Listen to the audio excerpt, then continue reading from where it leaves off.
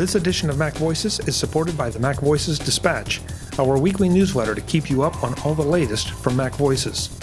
Watch or listen to MacVoices straight from your email client. Sign up at macvoices.com/newsletter and stay up to date. Welcome to MacVoices. This is the talk of the Apple community, and I'm Chuck Joyner. Folks, I recently got a new title that I didn't know I had. I am Adam Engst's Dragoon. Well, I don't know if you can use it as a noun. You've been dragooned. I've been dragooned. I thought there was a dragoon thing. Maybe I don't know. Can you actually? I have to look this up now. Yeah. Dragoon. So, is it a noun as well as a verb? It is a noun. A cavalryman, a mounted soldier, a horse soldier, a cavalier, a knight, a chevalier, a carabineer, a hussar, a lancer, I can't even pronounce the second, or a sabreur. This is great. You can be my dragoon. I'm a dragoon, folks. I'm a dragoon. And we have something a little special this time around. We are happy to be meeting with virtually, I should say, very virtually, the Virginia Macintosh User Group. VMUG, great to have you. Thanks so much for having us. Yeah. We really, really appreciate it. So the folks at VMUG asked us to come and talk to them a little bit about everything that's going on. We have a number of people that are still coming into the chat, or into the meeting, I should say.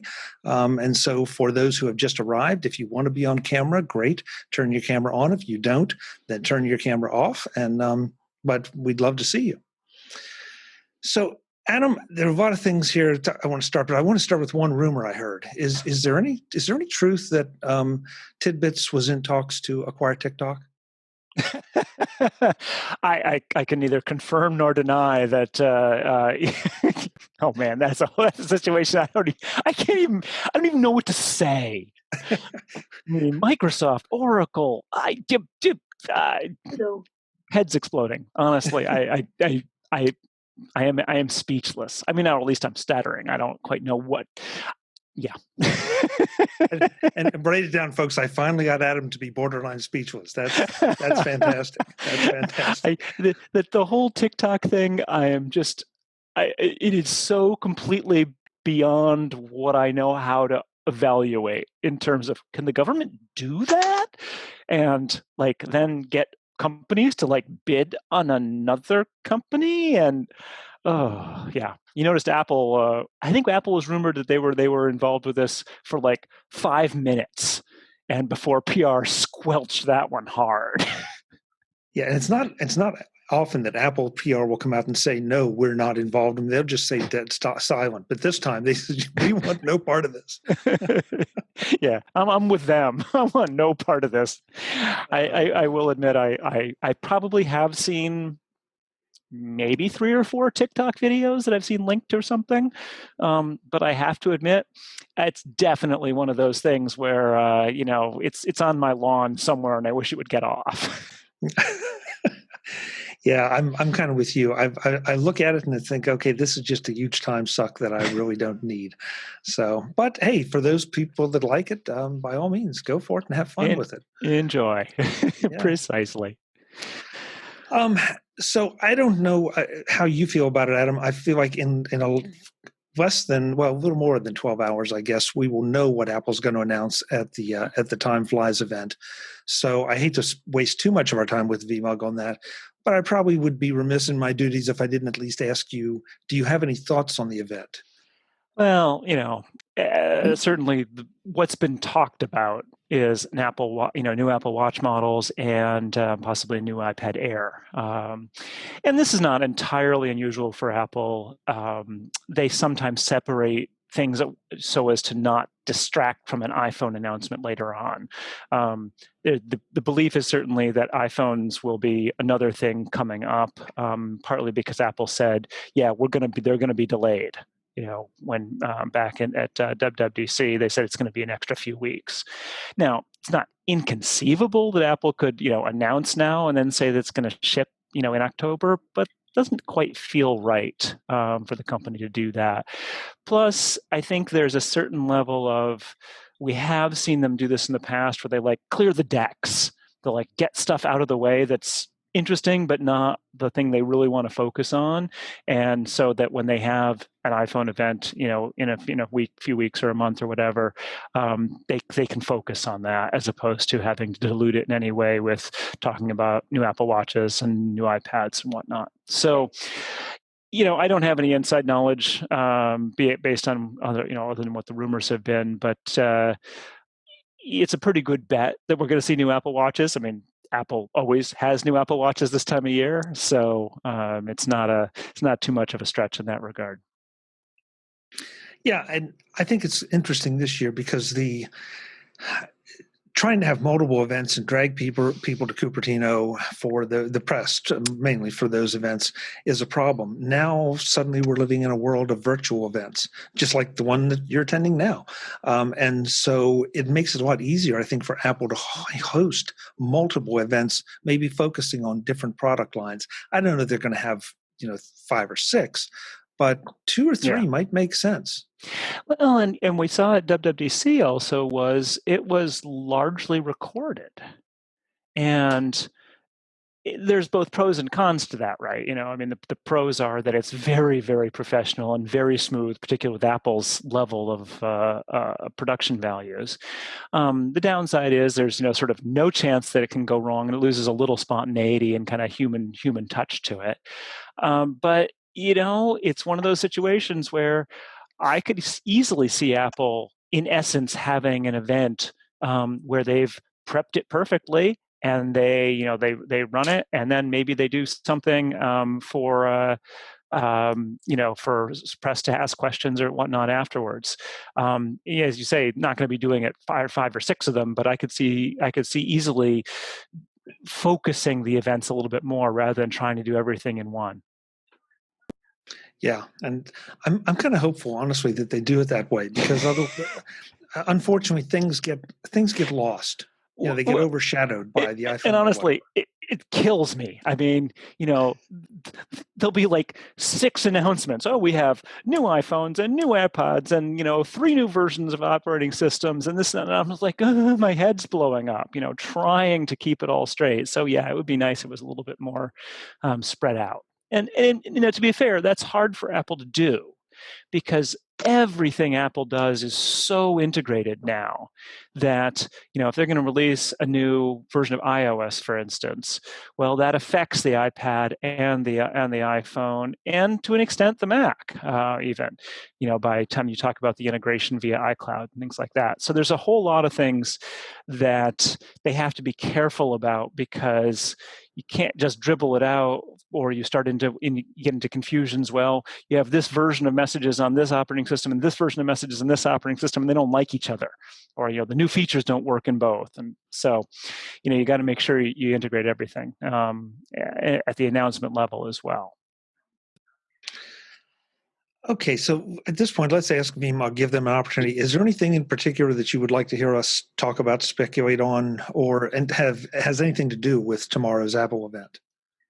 Because if not, we'll just move on. But if there is, please jump in or throw it in the chat. Either way. Okay. So I'm going to take silence as consent. We'll find out. I mean, there's a certain level of we don't need to stress about this too much. Come tomorrow afternoon, we'll know what's happening. Yeah. Well, one thing that is out there, and so I'll use this as sort of a bridge, is this idea of an Apple Services subscription. Yeah. And I'm kind of curious because we don't know anything about it, so we don't know what it's going to cost. So, we would be speculating. But as a concept, how do you feel about this, Adam? Is this a good thing? Is this a bad thing? Does it potentially expose more people to the different aspects of the Apple ecosystem? I have to admit, I'm not that enthused about it. And it's not that there's anything wrong with it. It's more just that it feels like slicing and dicing business model stuff around the edges. That, the Apple TV Plus original content, I think I've watched a show or two, maybe that's it. I don't really care. Tried Apple Arcade for the free month and played it for a day. It's just, so the concept of bringing it all together into one bundle, yeah, some people will probably like it, but is it interesting? No, not particularly. it's marketing, and there's nothing wrong with it. It just doesn't. It's not the kind of innovation that we expect from Apple. No, but I guess I looked at it. First of all, a lot's going to depend on the pricing. What comes with what kind of price. But I felt like if I can get services A, B, and C, let me do that again. If I can get A through Q for the same thing that I'm paying A through H for, okay, because I'm not even going to try to do all the names of all the services, but if I can get more, and I haven't been paying all those others because I just didn't care, but they come in the bundle, then I might go and explore them a little bit. Maybe. And so Yeah. it feels like, especially Apple News. I mean, I've tried Apple News, it's fine, but it just wasn't for me.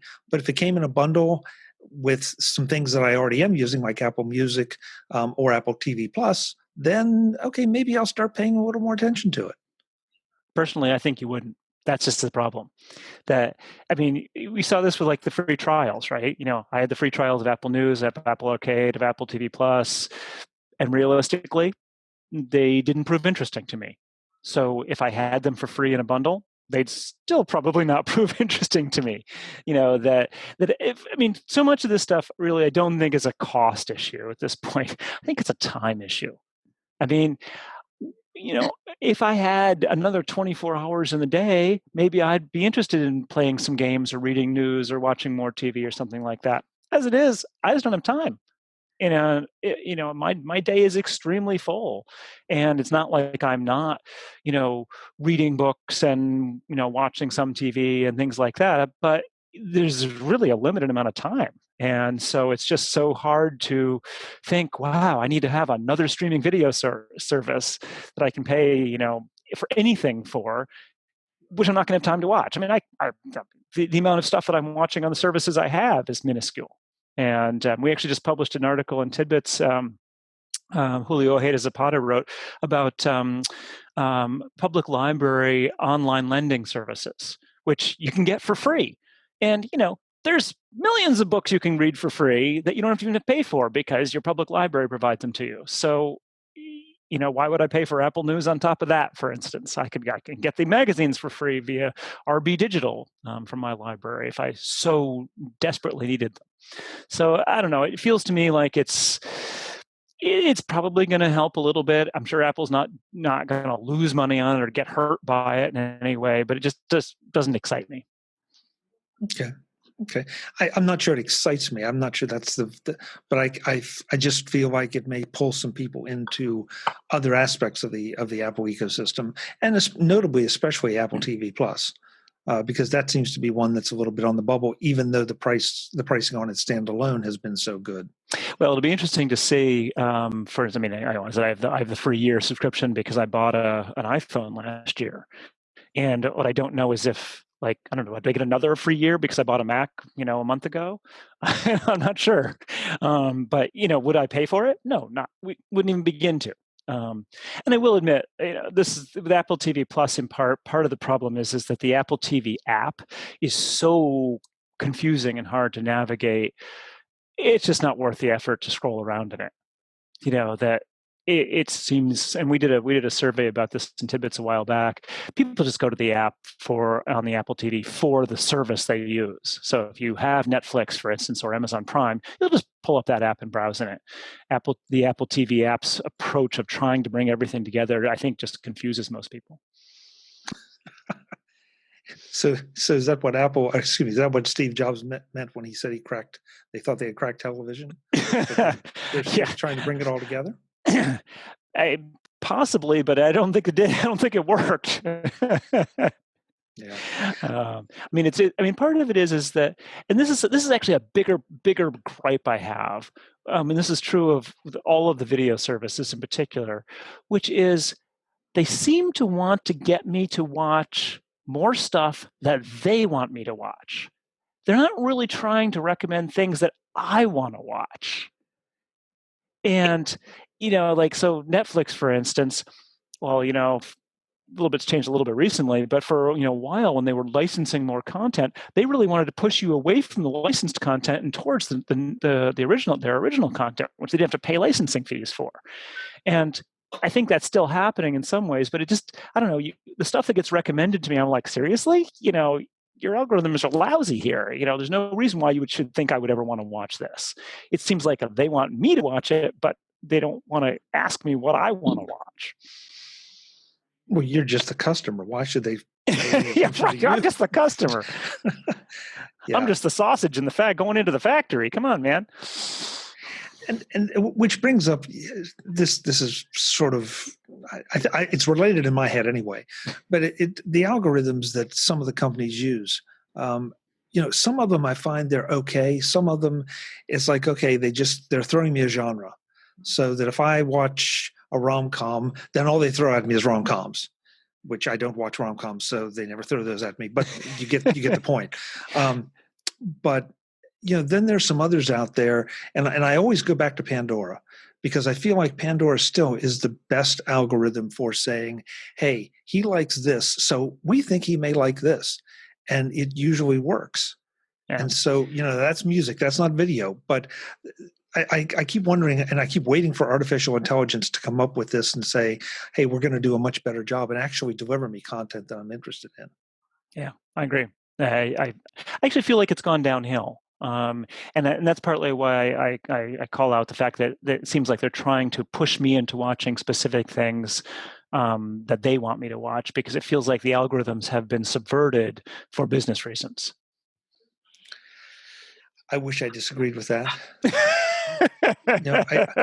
Because I feel like we're potentially beating on the marketing people, and I don't mean to beat on the marketing people. They've got their jobs to do, and maybe they just haven't figured out how to do them a little bit better, so they're using a blunt instrument at the moment. But I'd really prefer if they got that scalpel and could do a better job of it. I think we would all benefit from it. Yeah, I agree. So, something else I wanted to ask you about. And we're going to try to keep it on an Apple path, but I think it's just today, as we record this, that we've seen that Nvidia has bought ARM for an ungodly amount of money, and I really mean ungodly amount of money. So the question is, does this affect Apple's ARM or move to their own ARM silicon? So I don't believe so. Again, there's some deep level business stuff that I don't think anyone outside Apple probably knows. But my understanding is that Apple, keep in mind, Apple was an early investor in ARM, and so and has owned part of the company at one point. And my understanding is that the license that Apple has is sort of a deeper level license, that they have the ability to make their own chips without paying more. So I believe that Apple is in essence independent of ARM, even though they're using ARM-based designs that Apple has subsequently created in-house. There was some talk about why doesn't Apple buy ARM? Well, Apple doesn't need to buy ARM because Apple has all the chip designers they need in-house. They have all the intellectual property they need from ARM to be able to make whatever they need. And ARM's business is licensing chips to all comers, which is really not Apple's core business. Apple's not really interested in that in the slightest. So it does make sense that Nvidia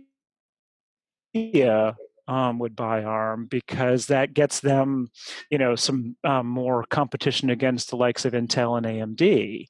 And in Nvidia, particularly in the graphics, the GPU world, the graphics chip business is, the 600-pound gorilla. So I can see why they're doing it.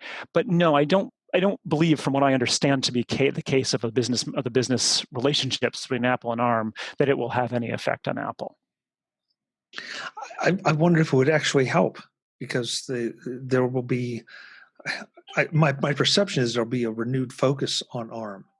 I guess. I don't think it's related. I mean, Apple's going to do what Apple's going to do, And I mean, just as a quick step back for people who, to catch people up, one of the big announcement that came out of Worldwide Developer Conference was that Apple was going to start making its own chips for the Mac. So we've had the A series of chips for the iPhone and iPad for quite a few years now.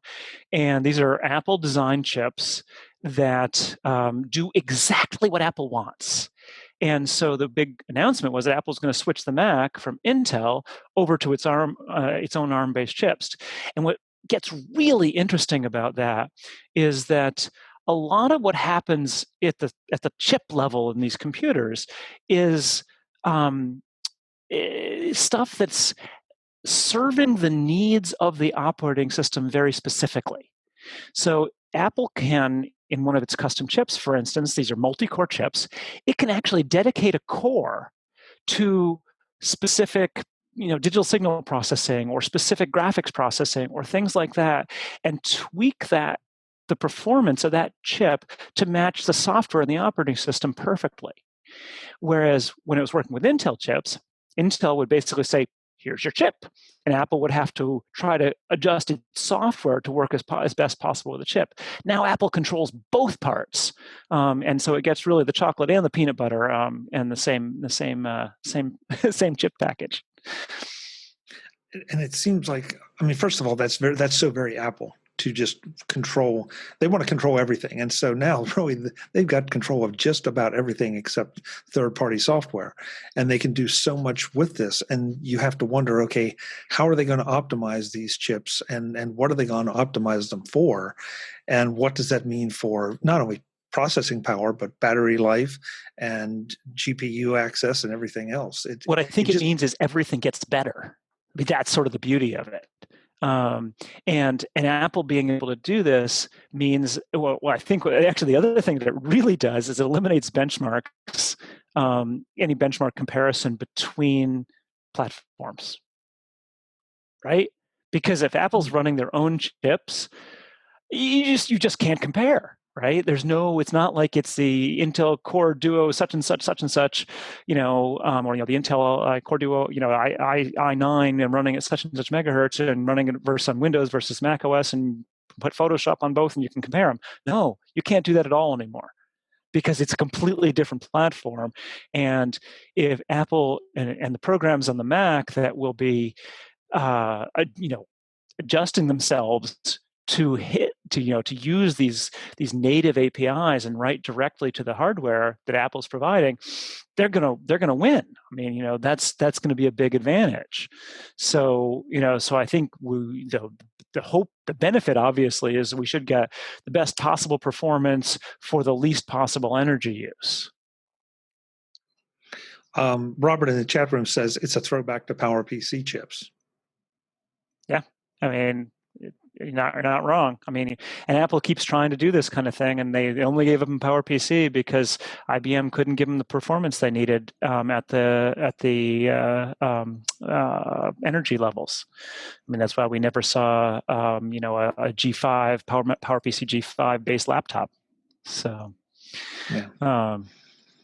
And yeah, there's a comment about Apple does control developers. That's a whole other topic, which talk about Apple not being nice to people. Well, but that might be part of a fun discussion to have here real quick.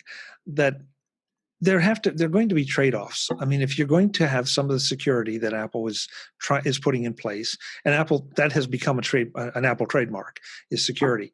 You're going to have things that they just can't allow third-party developers to do. Yeah, but that's not where the third-party developers are unhappy. The third-party developers are unhappy about all the rules, business model rules that Apple is forcing everyone to accept in the App Store. I mean, that's really what it comes down to. And I think the problem is Apple is in essence. I mean, they're not going to ever really quite get a revolt because, they're the only game in town. If you want to write for the Apple ecosystem, you've got to go through Apple in iOS and iPadOS. But they've got a lot of developers who are unhappy. and they keep changing things. I mean, they've started to react a little bit more to that with this big lawsuit from Epic, that's a whole other, Epic is basically being obnoxious. But there are a lot of developers who have legitimate complaints, and the rules are baroque and weirdly enforced and inconsistent and things like that. So, I personally think Apple could do better in terms of taking care of its developers, as opposed to telling them what they are and are not allowed to do in terms of business models. I don't know. I still, I guess, fall into the idea that if it's my store, I get to set the rules, and recognizing that there's no way that I'm ever going to be able to make everybody happy. I mean, I don't care if you're Amazon, Walmart, or who. Nobody is ever 100% completely happy with whatever rules you have put in there. So there are places, I agree with you, that Apple could probably improve. And I'd like to think that, somewhere deep in the spaceship, they're discussing that and figuring out ways to do it. But at the end of the day, it's Apple's game. Right. And the problem is that that argument is totally legitimate if there's an alternative. So on the Mac, perfect, no problem, right? If you don't like the Mac App Store's rules, you don't have to abide by them. You just don't distribute it in the Mac App Store. But in the iPhone and the iPad, you have no choice. So that's the problem. And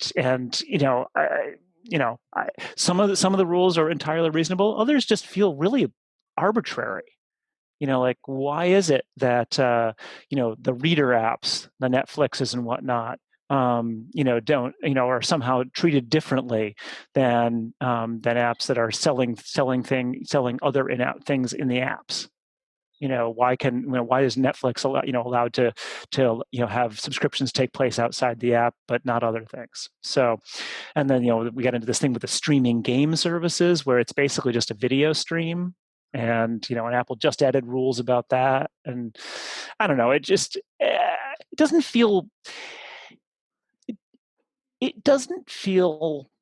frankly, it doesn't feel nice. And when you're the biggest, most powerful company around, you can afford to be a little nicer. Oh, to man, the people who help you, right? Apple's not competing with developers. This isn't a hostile relationship. So why is Apple making it so hard for everyone?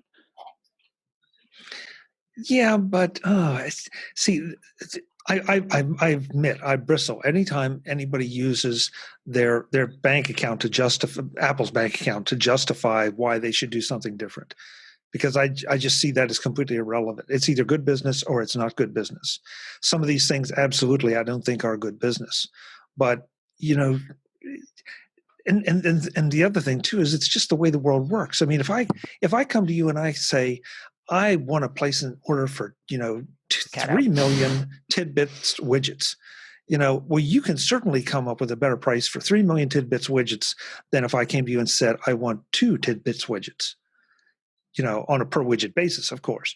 And so some of these larger players are bringing in ridiculously large audiences, and they get a discount. It's the way it works. As said, you gotta. If everyone were happy, there wouldn't be issues. But people aren't happy, and a lot of people aren't happy. So that's I mean, I'm not gonna tell these developers that they're all wrong, that they should like it and be happy, because they're not. And I mean, I have to say, when I worked with Apple Apple Books, it was the iBook store at the time, for Take Control, they were really obnoxious to work with. I mean, terrible partner, much worse than any other book retailer I dealt with. Apple actually told me, wouldn't publish books a few times because they linked to other bookstores in the text, and I told them that was not okay, and they backed down. But I was shocked that they were actually going to refused to allow me to upload a book because somewhere in the book it mentioned the words Amazon.com. That's the level of just trivia, just control freakery that's just unnecessary, and it's the kind of thing that does not make you friends.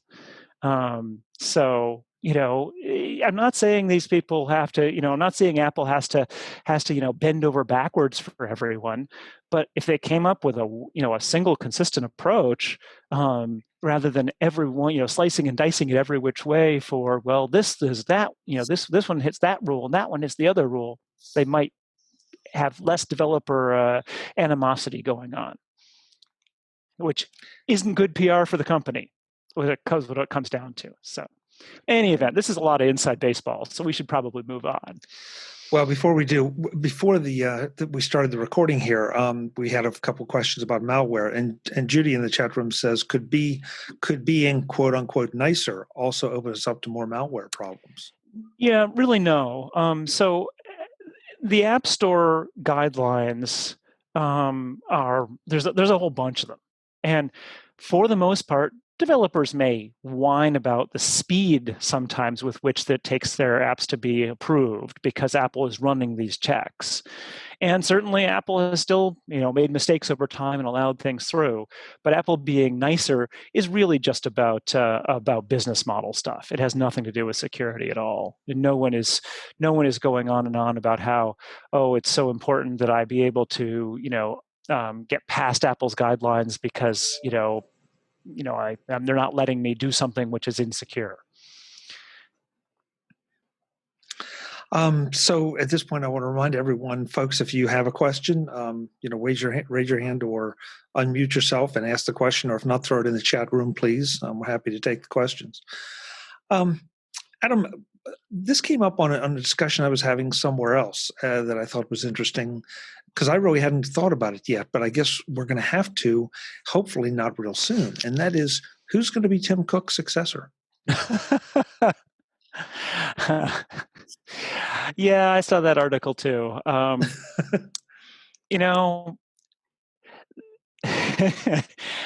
There's simply no way to know. I mean, I think they suggested it was Jeff Williams, who's another executive. But it's there's a certain level. I actually don't like to speculate about such things because there's too much unknown. I mean, we really don't know what's happening inside Apple as far as who's responsible for what. And probably not going to be Phil Schiller because he seems to be sort of, stepping away a little bit anyway. And then I just don't have a sense of what it is the CEO of Apple, what it is that person does compared to what all of the kind of existing executives do, like Craig Federighi or Greg Joswiak or, those folks. It's a little bit too hard to imagine right now.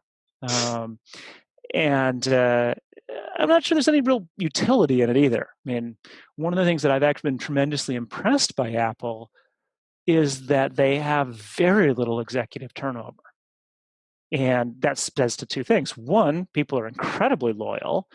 Two, they're really good. Because the company's been doing fabulously, and over the years, and this as CEO, Tim Cook is not firing people left and right, so they must be doing a good job. So it feels a little premature to me to start worrying about this, at a time when Apple's firing on all cylinders, and it's not like we're getting little hints that wow, it's going to be a problem. The closest I've seen to that is Phil Schiller sort of stepping back, but all that really meant was he dropped positions from senior VP to Apple fellow, but he's still handling the entire App Store and Apple events. I mean, come on, the App Store and Apple events, that's like a Fortune 500 company in its own. So, so I don't really see a whole lot of movement going on in the executive boardroom. Yeah, I thought it was just interesting to, that somebody would even bring it up, but also to your point, with so many people on stage at these events, it's not, for a while, it seemed like there was a pretty clear pecking order as to who might or might not be doing it. But at the moment, no, not so much. Not so much. Yeah. So. Yeah. Couple things in the chat room here. First, I want to ask Thomas to unmute his mic. He said he has an Apple TV comment. Thomas, are you with us? Yeah, I'm with you. And the question, what my comment was, is for those of us that have older TVs, like a Sony, that you can't update, it's amazing how using the Apple TV brings that back to life, where now you can get the Netflix and all the other 80 updates of these apps. So that was for me to actually switch and go to an Apple TV as a means of keeping an old Sony operational still in good shape. Yeah, it is. It's kind of an interesting problem, actually. I see this more in the car world, actually, where you buy a car and you're stuck with it. Like nothing can change unless it's a Tesla, which actually gets to another question in the chat room. But TVs, we've hit the era of smart TVs. But you're right; it's exactly the same thing where you can update them some, but not so much. And if you have one that's just a year or two old, it's just a monitor. And so it makes sense to put the smarts outside it in the Apple TV or some other streaming video box. Although the Apple TV is certainly a perfectly good one. I'm a little disappointed in Apple that Apple hasn't done more with it. Honestly, it feels like it's an opportunity that they dip their toe in, but never really jumped in head first. No, I totally agree with that. That they could have gone a lot further.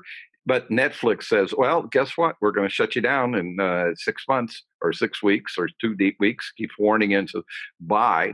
What do? Turn to an Apple TV as a means of keeping the TV going because they can't update their own apps internally with a smart TV. Yeah. So more and more people are going to see that as time goes on, I'm sure. Yeah. Yeah, no question. And in the Apple TV, while it has never quite hit the promise that I think it had, the fact that Apple keeps updating it, even in small ways, and makes it so that the Netflixes and Hulus of the world can keep updating their own apps. I think that's just a great thing. This is the world moves on, and more so than ever before, you just can't stop because these things don't, they stop working if you don't keep updating. So thank you. That brings up an interesting point that there are a limited number of set-top boxes that I think, I'll use the phrase retain credibility. I mean, certainly Amazon's Fire TV does. I think the Nvidia Shield does to some degree for the people that know about it. Roku. But Roku seems to be built in everywhere, including into some TV operating systems. But so my perception is, and this could be inaccurate, that's the way they've attacked things. They haven't really tried to leverage the set-top market. And so it does make me wonder, because Thomas's point is so well taken, that, you have apps on TVs that can't be updated anymore, and yet the set-top boxes can be, and especially the Apple TV. So why aren't more people getting into this? Well, and I think, and I hesitate sometimes to head too far down this cynical path, but why do you need a new TV? You get a TV, it's a big TV, it's as big as you're ever going to need because you can only get so far away from it. There's a certain level of this may be one of the ways that the industry can actually make them obsolete. So, that if the smarts of the TV can't keep up, you might actually buy another new one at some point, whereas otherwise you're pretty unlikely to. And I have to admit, I fall very much into that category. I think I've owned 2, 3 TVs in my life, because the fact is, they're just screens. They just keep working. They don't break, and the Apple TV allows it to be a dumb screen with a smart external brain, and that's a really nice combination. It's a little bit of the the philosophy, which I don't adhere to at my Macs, of separating the monitor from the CPU. I'm a big iMac fan just because the screen is so nice. But yeah, it's nice when you can upgrade the computer without having to upgrade the monitor or vice versa. And so this is sort of the same thing as you can upgrade the smarts of your TV without upgrading the actual panel. Yeah. Thomas says, "What about FreeStream?" And I'm embarrassed. I do not know what FreeStream is. Me either. Thomas, be quick. Go over and Google it. Yeah. Well, it's just a means of getting to all and any information that's located on the internet. Upwards of 3,000 free TV programs that are currently being broadcast out as live and are historical. And for $240 one-time fee, you have total access. And Google behind the scenes is updating the intelligence, and so that this piece of equipment now will bring you any and all TV, and you can cut the cord. So is it a stream? Is it a box? Yes.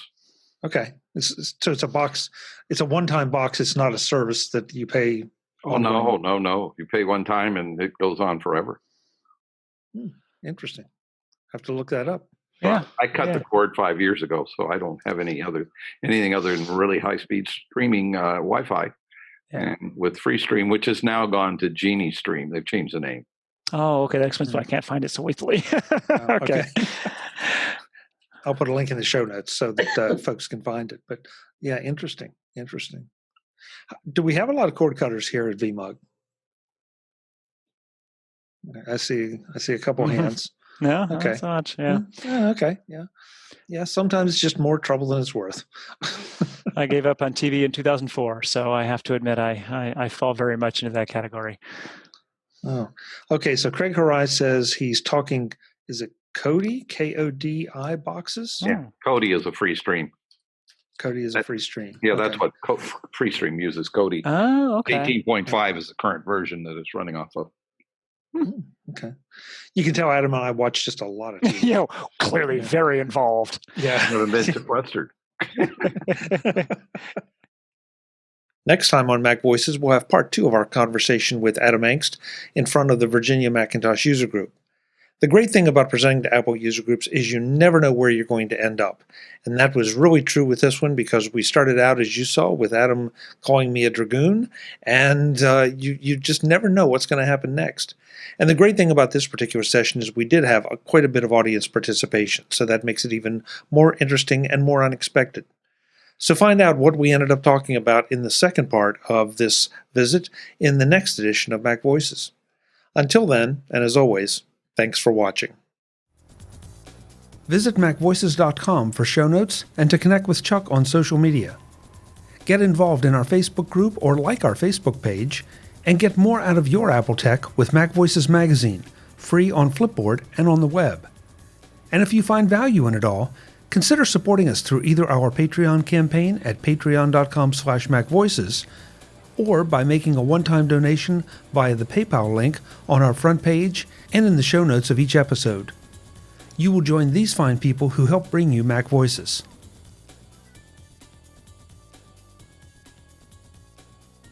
Advertising handled by Backbeat Media at backbeatmedia.com. Bandwidth provided by CacheFly at cachefly.com.